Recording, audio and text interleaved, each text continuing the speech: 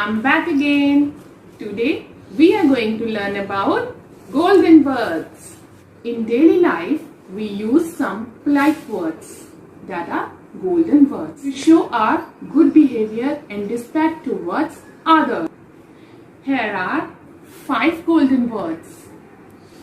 Number 1, please, sorry, thank you, may I, and excuse me. Our first word is please.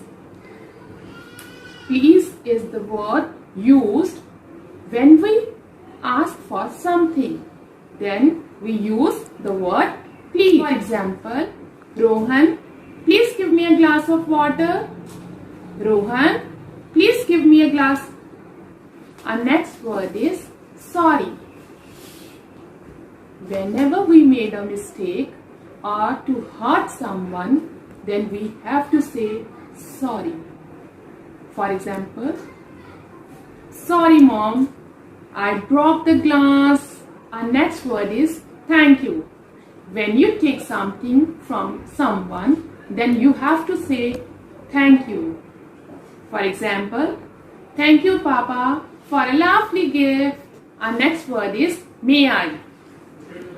May I is the next golden word that is used to take the permission from other one.